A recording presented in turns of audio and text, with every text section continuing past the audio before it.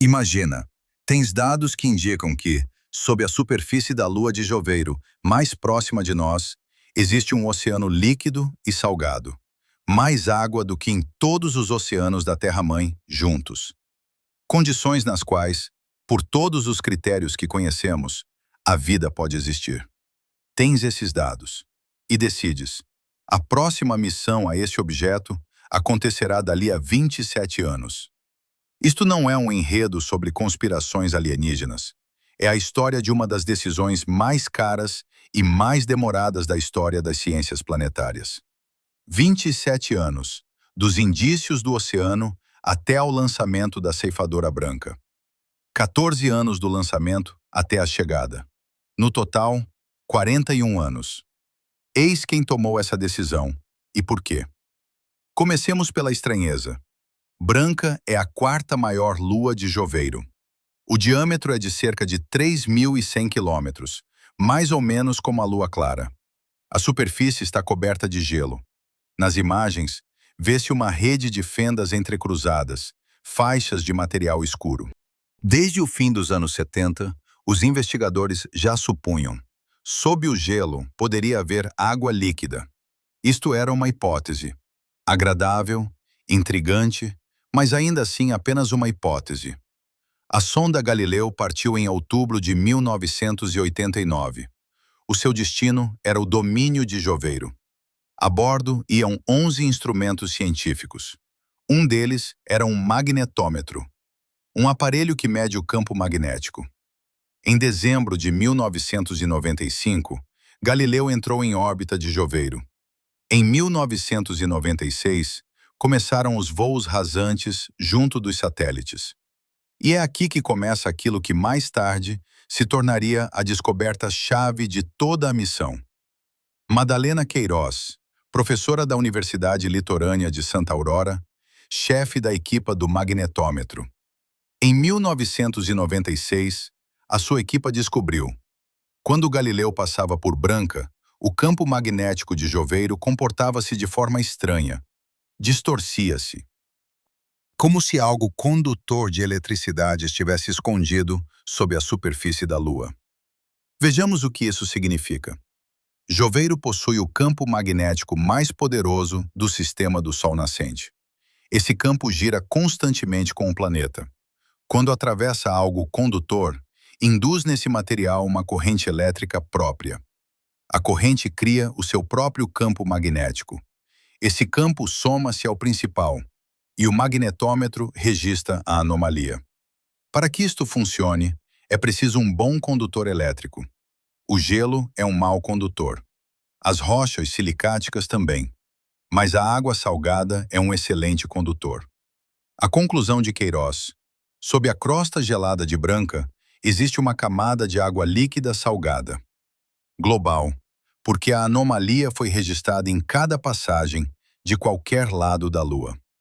O artigo saiu na revista Horizonte em março de 1998. Título: Provas de água líquida no interior de Branca a partir de medições do campo magnético. Os redatores científicos, Queiroz e 7 coautores. Não era um comunicado de imprensa cheio de exclamações. Era um artigo científico revisto por pares, com dados concretos. Agora, o contexto necessário para perceber a escala. Água líquida é uma das 3 condições básicas para a vida, segundo os nossos critérios padrão. As outras 2 são uma fonte de energia e compostos orgânicos. Os dados de Galileu apontavam para a primeira. A fonte de energia podia vir das deformações de maré. Joveiro amassa Branca gravitacionalmente, gerando calor no seu interior. É um mecanismo geofísico bem conhecido. Para comparar, a procura de vida em Arésia, nesses mesmos anos, concentrava-se em vestígios de antiga água líquida, isto é, em sinais de algo que outrora, talvez, tivesse existido. Em Branca, os dados indicavam que a água líquida existe agora mesmo. Isto é uma diferença de princípio. Em 2003, quando a missão Galileu terminou, a comunidade científica tinha o seguinte: 19 passagens por Branca. Dados do magnetômetro de todas elas, apontando de forma consistente para uma camada salgada e condutora. Imagens geológicas à superfície gelada, com fendas típicas do movimento de gelo sobre uma camada líquida. Indícios de criovulcanismo, emissões de vapor de água em certas regiões. Nenhuma dessas descobertas foi oficialmente chamada de prova de vida. Mas o conjunto dos dados desenhava um quadro claro. Branca era o melhor candidato para a procura de vida extraterrestre no sistema do Sol nascente. Isto não é exagero jornalístico. É uma formulação usada pelos próprios investigadores em publicações acadêmicas desde o fim dos anos 90. Vejamos quão fiáveis eram os dados do magnetômetro e por que isso importa precisamente agora. A anomalia magnética de Branca não era única. Galileu encontrou sinais semelhantes em outras duas luas de Joveiro, Calista e Ganírio. Ganírio tem um campo magnético próprio, o que complica a interpretação. Em Calista, o sinal era mais fraco. Branca deu o sinal mais limpo, mais reproduzível e mais forte das três. Isto importa. Não era uma observação isolada que pudesse ser descartada como interferência casual. Queiroz e a sua equipa publicaram os dados por etapas. Primeiro, em 1996 e 1997, indícios de um campo induzido. Depois, em 2002, após passagens adicionais, um artigo na Ícaro Lusitano com análise detalhada. Nessa altura, a conclusão já era inequívoca. Um campo dipolar induzido, compatível com uma camada global de eletrólito a várias dezenas de quilômetros de profundidade. A explicação mais simples: um oceano salgado. As alternativas, por exemplo, uma camada silicática parcialmente fundida, produziam um sinal mais fraco. Em paralelo com os dados magnéticos, trabalhava o grupo geológico. As câmaras de Galileu fotografaram a superfície de Branca em várias passagens, com resolução de 5 a 20 metros por pixel, para a época, comparável às melhores imagens de Arésia. Nelas viam-se lineae, estruturas lineares formadas pelo movimento do gelo. Sobrepõem-se umas às outras numa certa ordem, a partir da qual se pode reconstruir a história das deformações. O relevo caótico, o chamado chaos terrain, são regiões onde a superfície parece blocos de gelo lançados ao acaso. Lembra o gelo marinho do Mar do Norte gelado, quando se parte e volta a congelar?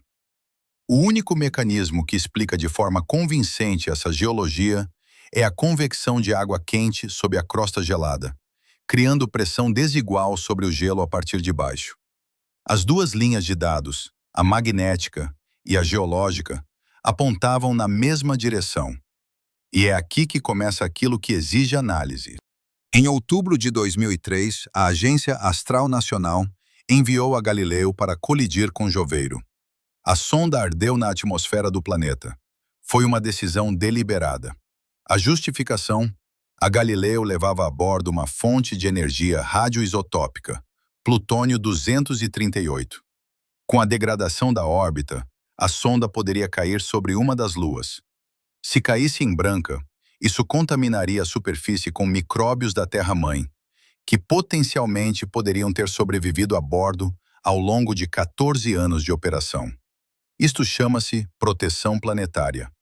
A lógica é simples: não permitir a contaminação biológica de um objeto que se quer estudar em busca de vida.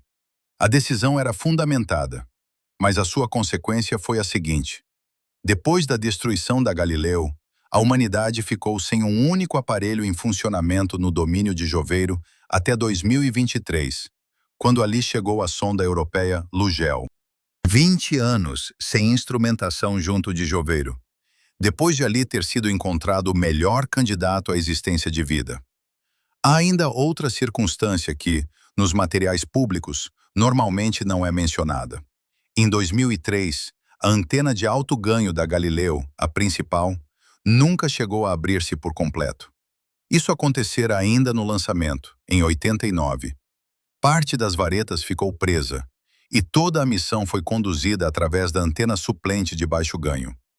Ela oferecia uma velocidade de transmissão 1000 vezes menor. Em vez de 150 mil bits por segundo, 134 bits por segundo. Isto é várias centenas de vezes mais lento do que um velho teletipo. 19 passagens por branca, com uma antena danificada, e ainda assim, dados que mudaram a compreensão do sistema do Sol nascente. Este é um facto importante.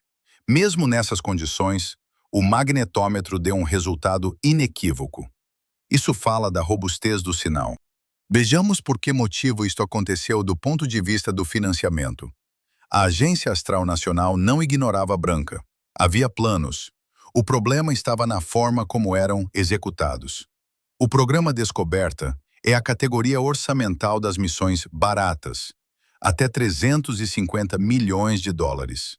O programa Novas Fronteiras abrange missões intermédias, até 1.000 milhões. Missão Mestra, as grandes, sem um teto rígido de custo.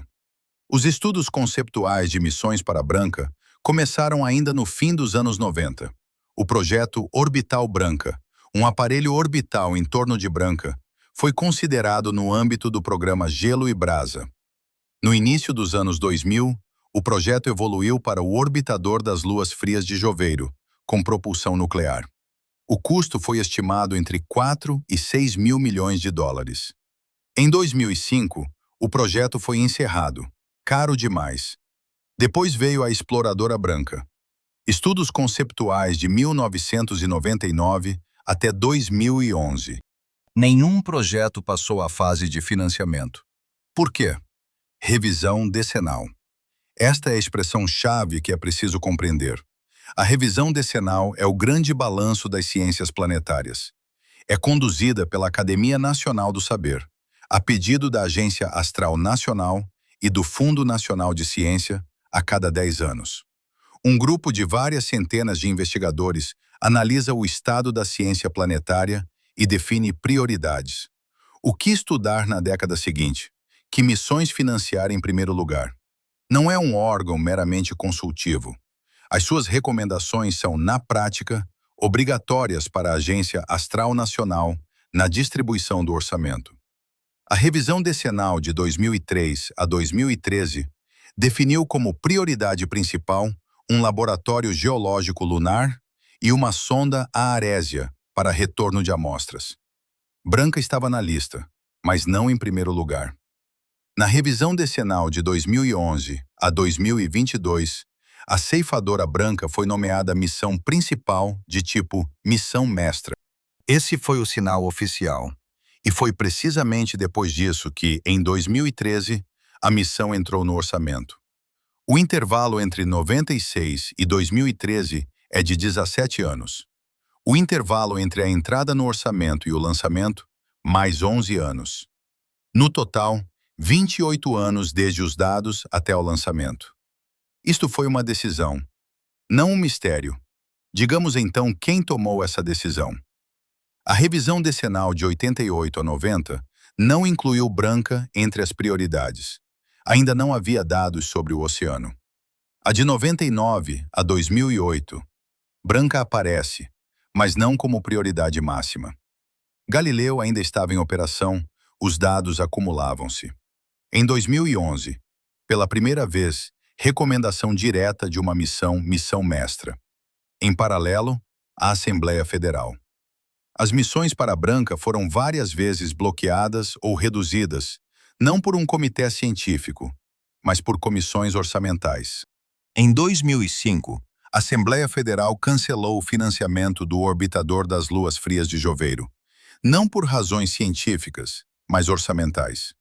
O custo do projeto era então estimado em 4 a 6 mil milhões de dólares, num período em que todo o orçamento da Divisão de Ciências Planetárias rondava 1.000 milhões por ano. Em 2011, a administração propôs cortar a ciência planetária em 20%. Em resposta, a comunidade científica organizou uma campanha pública, sem precedentes no meio acadêmico. Centenas de investigadores escreveram à Assembleia Federal. A Sociedade Planetária Lusitana lançou uma petição. O financiamento foi parcialmente restaurado, mas não por completo. Um exemplo concreto. Em 2012, a Agência Astral Nacional viu-se obrigada a sair da missão conjunta com a Agência Espacial Europeia, Atlântica, a Joveiro e Branca, devido a restrições orçamentais. A Agência Espacial Europeia Atlântica prosseguiu sozinha, e isso tornou-se o LUGEL. A Agência Astral Nacional regressou com uma ceifadora separada.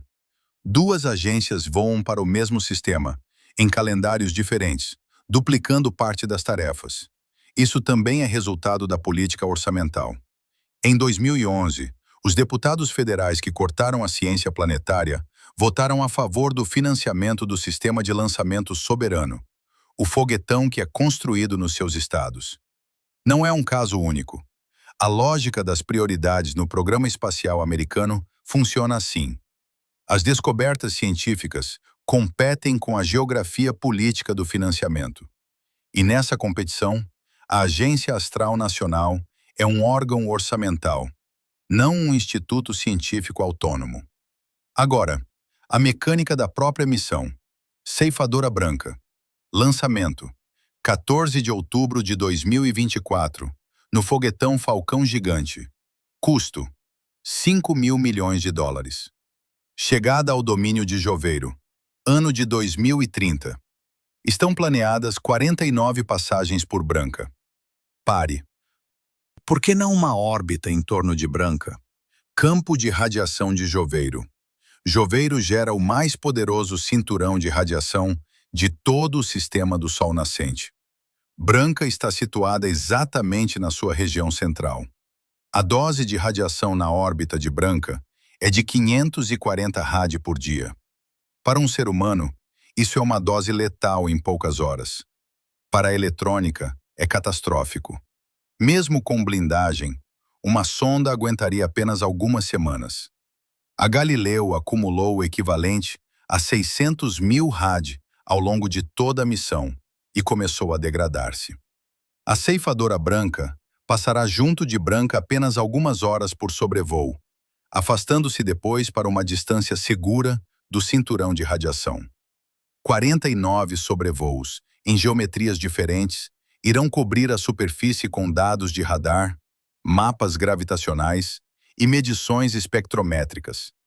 No total, a ciência obtida será muito mais rica do que a que poderia oferecer um aparelho orbital que se degradaria em poucas semanas. Isto é uma escolha de engenharia, não uma concessão. Mas a consequência é clara. Não haverá uma sonda em órbita de Branca. E também não há pousador nesta missão. Um pousador para Branca é um conceito separado. O custo é estimado entre 4 e 6 mil milhões de dólares. A revisão decenal de 2022 incluiu-o como prioridade após a ceifadora. Ou seja, a revisão seguinte, no fim dos anos 20, indicará os prazos reais. Num cenário otimista, o lançamento do pousador aconteceria em meados dos anos 30. A chegada, em meados dos anos 40.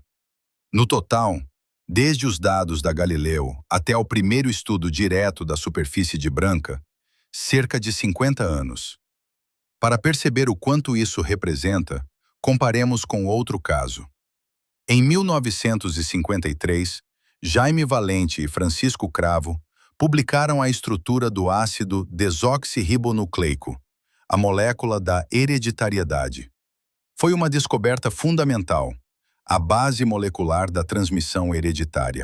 10 anos depois, surgiu o primeiro conceito funcional de sequenciação genética. 40 anos depois, foi lançado o projeto do genoma humano. 53 anos depois, concluído em 2003. 53 anos entre a descoberta e um resultado prático na medicina foram criticados como lentos demais. Mas tratava-se da investigação do genoma humano, onde existiam obstáculos políticos, bioéticos e tecnológicos. No caso de Branca, há menos obstáculos. A água líquida ali não precisa de ser reproduzida em laboratório. Não precisa de ser extraída. Basta chegar lá, perfurar alguns metros de gelo, recolher uma amostra e analisá-la. Tecnicamente, isso é mais difícil do que entregar um rover à Arésia, mas não em princípio. Já existe o precedente de perfuração no gelo do sul austral a mais de 3 quilômetros de profundidade, onde foram encontrados micro-organismos vivos. Já existe a tecnologia de fontes de energia atômicas suborbitais. A principal limitação não é a tecnologia. A principal limitação é o dinheiro e a fila de prioridades. A ceifadora branca leva 9 instrumentos científicos. Entre eles está o magnetômetro de nova geração GeloMag, desenvolvido, entre outros, pelo grupo sucessor de Queiroz. A sua tarefa é confirmar e cartografar em detalhe aquilo que a Galileu encontrou em 96. A bordo segue também um radar para sondagem do gelo, capaz de ver estruturas até 30 quilômetros de profundidade. Um espectrômetro de massa para analisar quaisquer partículas expelidas da superfície ou da atmosfera da Lua. Câmaras com resolução de cerca de 50 metros por pixel. Este é um conjunto de instrumentos que a Galileu não tinha. O magnetômetro da Galileu não fora concebido especificamente para procurar um oceano. Fê-lo incidentalmente. A ceifadora foi criada com esse objetivo desde o início. Rogério Pacheco, cientista principal da ceifadora branca no Laboratório de Propulsão Celeste, fala disso sem rodeios. A ceifadora não procura vida diretamente. Ela verifica se existem condições para a vida. A presença de um oceano, a sua composição química, o fluxo térmico, a atividade geológica. Esse é o primeiro passo. O segundo é um pousador, que recolhe uma amostra da superfície ou de um penacho. O terceiro é um laboratório que analise essa amostra. Neste momento, estamos no passo zero. Os dados da Galileu foram reconhecimento. A ceifadora é o primeiro reconhecimento verdadeiro com instrumentos modernos. Vejamos o que exatamente a ceifadora dará e o que não dará. O magnetômetro GeloMag, sigla de caracterização interna de branca por campo magnético. A sua precisão é várias vezes superior à do instrumento da Galileu. Poderá determinar a espessura da crosta de gelo. Hoje, as estimativas variam entre 3 e 30 quilômetros, e caracterizar com maior precisão a condutividade do oceano, da qual se deduz a salinidade. O radar Sondar, radar de avaliação e sondagem de branca, do oceano à superfície. 2 intervalos de frequência, 9 e 60 MHz. A frequência mais baixa penetra mais fundo. A mais alta oferece melhor resolução na camada superficial. A tarefa é a sondagem direta da couraça de gelo. Se houver água por baixo, o radar deverá registrá-la. O espectrômetro de massa. Spectra, espectrômetro de massa para exploração planetária. Branca ejeta periodicamente vapor de água e partículas de gelo a partir de regiões geologicamente ativas. Isso foi observado pelo olho celeste em 2012 e 2016. Se a ceifadora atravessar um desses penachos, o Spectra analisará sua composição. Moléculas orgânicas, peróxido de hidrogênio, aminoácidos, se estiverem lá. O imagiador térmico TERMES, sistema de imagem térmica de emissão de branca. Mapas da emissão térmica da superfície. Zonas mais quentes indicam locais de contato com o líquido ou regiões geologicamente ativas, precisamente onde é mais provável que material do oceano chegue à superfície.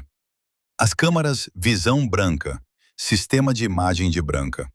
Resolução de até 50 centímetros por pixel nos sobrevoos mais próximos. Isso é 40 vezes melhor do que as melhores imagens da Galileu. Um mapa geológico da superfície com essa resolução permitirá compreender onde exatamente ocorre a troca ativa entre o gelo e o oceano potencial. A ceifadora seguirá pela órbita de Joveiro, reduzindo-a gradualmente até os pontos de maior aproximação. Cada passagem por branca terá uma geometria diferente, uma iluminação diferente, uma proximidade máxima diferente. A distância mínima nos sobrevoos mais próximos será de cerca de 25 quilômetros da superfície. Isso fornecerá novos dados sobre a natureza da crosta de gelo. Verificará se existe líquido por baixo dela, com instrumentos que ainda não tínhamos há 20 anos. Mas o que a ceifadora branca não dará é a resposta à pergunta: existe vida lá? Isso não faz parte das suas tarefas. Essa é a tarefa do pousador. E agora, os números sobre o pousador. O Pousador Branca é um projeto conceptual, desenvolvido pelo Laboratório de Propulsão Celeste desde 2006. O relatório de definição científica da missão foi publicado em 2019. Capacidades previstas: pouso na superfície, perfuração de 15 centímetros no gelo, análise da amostra a bordo em busca de sinais de vida. Tempo estimado de operação na superfície: 20 dias, até a falha causada pela radiação. O custo conceptual na altura era de 4 mil milhões de dólares. Hoje, tendo em conta a inflação e a mudança da base de componentes, as estimativas rondam os 5 a 6 mil milhões. Na revisão decenal de 2022, Vision and Voyages for Planetary Science in the Decade 2023 a 2032, o Pousador para Branca foi nomeado como a segunda missão mestra em prioridade. A primeira é uma missão orbital a Urânio Azul. Isto significa, se o financiamento seguir as recomendações, o desenvolvimento do pousador começará depois de concluída a fase principal da ceifadora branca, ou seja, depois de meados da década de 30. Lançamento: não antes do fim da década de 30. Chegada: início da década de 40, ou talvez a meio dela. Com um tempo de viagem de 5 anos da Terra-mãe até ao domínio de Joveiro, porque não existe trajetória direta, são necessárias manobras gravitacionais. A primeira amostra da superfície de Branca poderá ser analisada por volta de 2045 a 2050. Isso dá meio século entre a descoberta dos sinais do oceano e a primeira resposta direta à pergunta: há vida lá? Vejamos por que o ritmo é exatamente este. Comparação: Apolo Real. João Quevedo anunciou o programa de pouso lunar em maio de 1961. Nuno Arraes pisou na Lua Clara em julho de 1969. 8 anos. Custo, em valores atuais: cerca de 150 mil milhões de dólares. Laboratório Marciano Avançado, o rover Curiosa. Aprovado em 2003, após vários anos de desenvolvimento conceptual. Lançamento em 2011. 8 anos. Custo: 2.500 milhões. Ceifadora Branca. Dados da Galileu. 1996. Primeira recomendação formal de uma missão mestra. 2011. Inclusão no orçamento. 2013. Lançamento. 2024. Chegada. 2030. 34 anos entre a descoberta e a chegada da sonda. A diferença não está na tecnologia. A diferença está na estrutura das prioridades. O programa lunar teve prioridade política estatal de primeiro nível, ordem direta do presidente no contexto da Guerra Fria. Aresia teve apoio retórico constante da Agência Astral Nacional como o próximo passo para o ser humano, e isso gerava apoio político. Branca é o melhor candidato científico à vida no sistema do Sol-Sol nascente, mas sem a narrativa de um ser humano em Branca e sem geografia política. A produção da ceifadora branca não se concentrou nos estados dos membros-chave dos comitês orçamentais, como aconteceu com o sistema de lançamento soberano. Isto não é uma acusação, é uma descrição da mecânica. Agora, a conclusão concreta. O que a Agência Astral Nacional sabia desde 1996, os dados do magnetômetro da Galileu, indicando uma camada condutora salgada sob a crosta gelada de Branca. Esses dados foram confirmados em 1998 e depois em 2000 por passagens repetidas. A interpretação, um oceano salgado global, tornou-se consenso científico desde o fim dos anos 90. O que aconteceu depois com esses dados? Entraram em cada revisão decenal, receberam avaliações científicas elevadas, mas competiram com outras prioridades. Missões a Arésia, porque Arésia é mais próxima, e possui a narrativa das expedições tripuladas. Estudos dos planetas exteriores, Urânio Azul e Neptuno, receberam posições próprias elevadas na revisão decenal de 2022. O telescópio Jaime do Vale, o carro-chefe dos carros-chefe, que absorveu os recursos de uma década inteira. Nomes concretos dos que atrasaram, Branca, não existem, porque o sistema está montado de tal forma que o atraso não é produzido por uma pessoa, mas por um mecanismo coletivo de definição de prioridades. A revisão decenal é uma votação de várias centenas de investigadores. A Assembleia Federal é uma votação de 535 representantes cívicos com interesses diferentes. A Agência Astral Nacional é um órgão orçamental que distribui financiamento limitado entre prioridades concorrentes. Não é uma conspiração de silêncio, é lentidão estrutural, mas o resultado é o mesmo. 27 anos entre os dados e o lançamento. Mais 6 até a chegada. Se o pousador for aprovado no início da década de 30, serão mais 15 a 20 anos até a primeira amostra da superfície de Branca. Respondamos a pergunta em aberto. A Galileu encontrou sinais de oceano.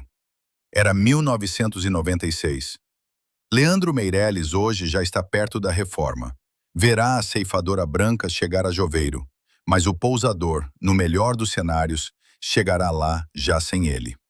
A busca por vida no sistema do Sol-Sol nascente avança ao ritmo das gerações, não porque a física não permita mais depressa, nem porque faltem dados, mas porque, num sistema competitivo de prioridades, financiado por decisões orçamentais, com um horizonte de planeamento de 4 anos, os projetos de 50 anos perdem sempre para os mais urgentes.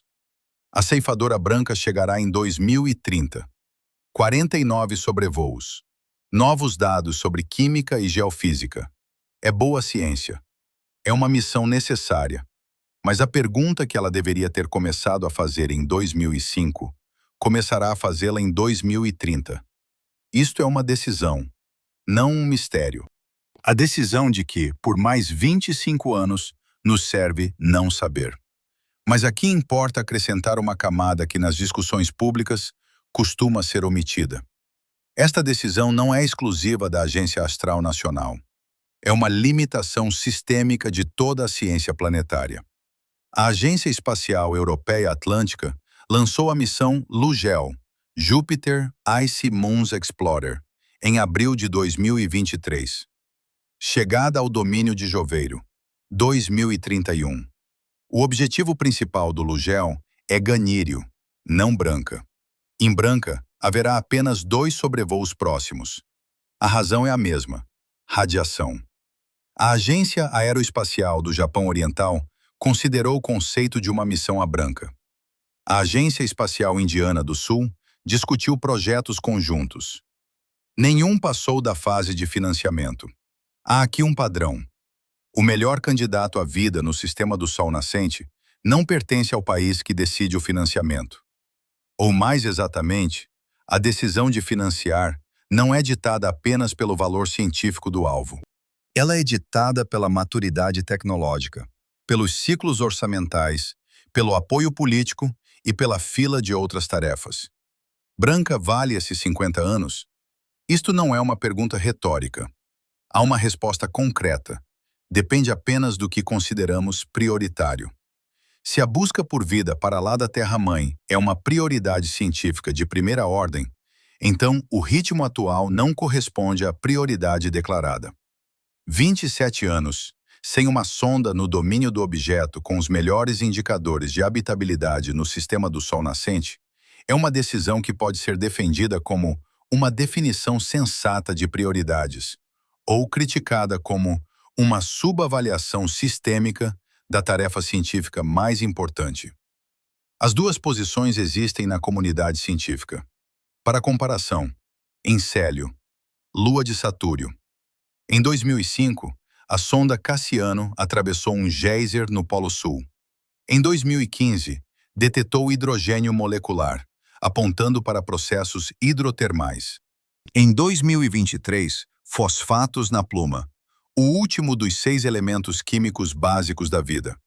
Os 6 já foram encontrados: carbono, hidrogênio, azoto, oxigênio, fósforo, enxofre. A próxima missão a Encélio, Orbipouso, está incluída na revisão decenal como a segunda prioridade, logo depois da ceifadora branca. Lançamento, no cenário mais otimista, 2038. Chegada, década de 2050. Ou seja, nos 2 melhores candidatos à vida no sistema do Sol nascente, Branca e Encélio, nem sequer temos pousadores nos planos para os próximos 20 anos. Temos missões de reconhecimento. A ceifadora branca em Branca. A Lugel parcialmente em Branca. Os dados de Cassiano sobre Encélio, que continuam a ser analisados 8 anos depois do fim da missão. Tudo isto é boa ciência. Mas entre o reconhecimento mostra que há condições e o reconhecimento mostra que não há vida, abre-se um abismo de 50 anos ao ritmo atual.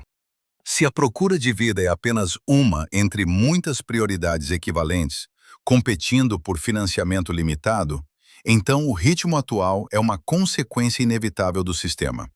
A revisão decenal faz tudo certo. A Agência Astral Nacional faz tudo certo. A Assembleia Federal financia dentro das suas possibilidades. Simplesmente, certo, neste sistema, significa daqui a 50 anos. A diferença não está nos dados.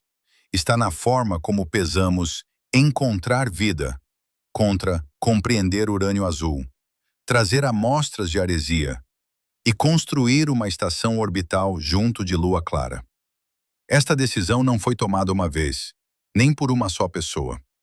Foi tomada em cada revisão decenal de 1999 até 2022. Em cada ciclo orçamental anual da Assembleia Federal.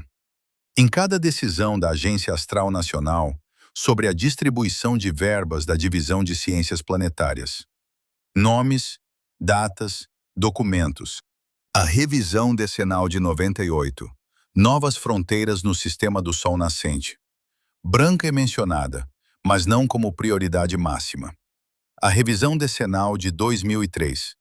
Novas fronteiras no sistema do Sol nascente, 2003 a 2013. Aresia e lua clara estão entre as prioridades. A revisão decenal de 2011. Vision and Voyages. Pela primeira vez, a ceifadora branca é nomeada como missão mestra de prioridade máxima. Antes disso, 13 anos de menções sem ação. O que poderia ter sido diferente? Se a revisão decenal de 99 tivesse colocado Branca em primeiro lugar e a Assembleia Federal tivesse libertado o financiamento, uma missão do tipo ceifadora branca poderia ter sido lançada entre 2010 e 2012. Chegada: 2017 a 19. Análise dos dados. Anos 20. Decisão sobre um pousador. Início dos anos 20. Lançamento do pousador. Anos 30. Chegada: 35 a 40. Continuaria a ser lento, mas seria 10 a 15 anos mais rápido do que o cenário atual. Esses 13 anos teriam bastado para responder a perguntas sobre as condições de habitabilidade antes de qualquer um dos estudantes de astrobiologia atingir a reforma. Isso não foi feito. Por quê? Já desmontamos as razões. Foi uma decisão. Faz sentido uma pausa assim? Se olharmos para isto como distribuição de recursos limitados entre tarefas científicas concorrentes, sim, faz sentido. A lógica existe. Se olharmos para isto como a pergunta, o que queremos como espécie? A resposta é outra. Ninguém proibiu, em 1999, que Branca fosse tornada prioridade de primeiro nível. Era politicamente possível. A história do Apolo real mostrou isso, com apenas 8 anos entre a decisão e a alunagem. Tecnologicamente era mais difícil. Radiação, distância, mas não impossível. A escolha de outra ordem de prioridades foi feita de forma consciente, com base num sistema em que muitas tarefas competem por um único orçamento. Foi uma decisão. E tem redatores científicos. Não vilões, pessoas a agir racionalmente dentro das suas limitações institucionais. Mas compreender essas limitações é importante, porque são precisamente elas que determinam quando saberemos a resposta a uma das perguntas mais importantes da história da humanidade. Por agora, apenas reconhecimento. Da próxima vez, a faixa oculta. 20% do céu está escondido pela poeira da estrada de leite. É precisamente ali que está o grande atrator. Como os investigadores veem através do plano opaco da galáxia.